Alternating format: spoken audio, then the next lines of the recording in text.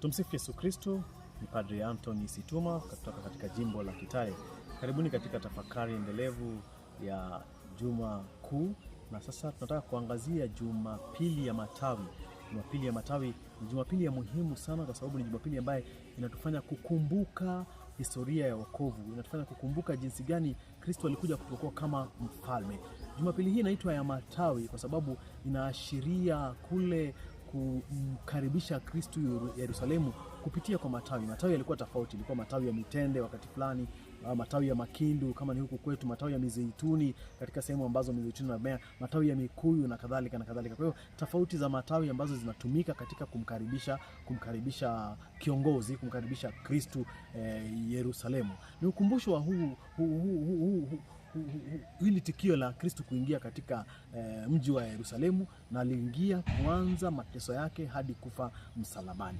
Wayahudi walimkaribisha Yesu kama mfalme alivyoingia Yerusalemu, na walimkaribisha kwa sababu walikuwa wanajua yeye ndiye Masia, lakini hawakuwa wanaelewa ni Masia wa aina gani. Na Yesu alivyoingia Yerusalemu, aliingia amekalia mwanapunda, mfalme mnyenyekevu, mfalme ambaye anakuja kuokoa, sio kwa vita, sio kwa kupiga vita, sio kwa kupigana na watu na kadhalika, la, alikuja kuokoa kwa unyenyekevu. Na ndio maana anapatikana kama mfalme na atakufa msalabani ili ufalme wake udhihirike. Kiti chake cha enzi kinakuwa ni msalaba.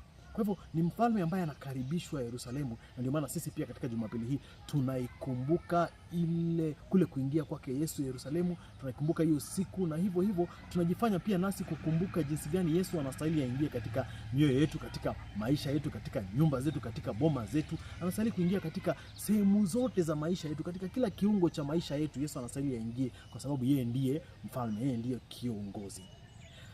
Siku hii, Jumapili hii ya Matawi, ina ishara 7 za muhimu sana. Hizi ishara zinatufanya tuelewe kwa nini tunasherehekea sikukuu hii mwaka baada ya mwaka. Ishara ya kwanza ni ishara ya matawi.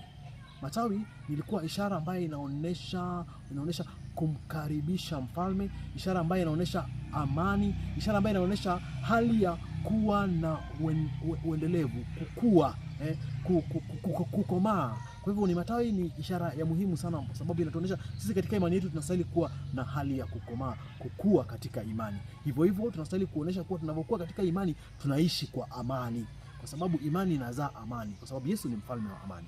Ishara ya pili ni kubariki matawi. Matawi haya sio tu ya kawaida, yataletwa pale kanisani kwanza, yabarikiwe ndio tuyabebe. Kwa sababu gani yanabarikiwa? Yanabarikiwa kwa sababu baada ya hapo matawi haya yanakuwa kama vijisakramenti. Hatutaitupa tu hivyo. Matawi hayo yataandamana nasi katika kila siku mwakani, ili baada ya kukaa nao mwaka mzima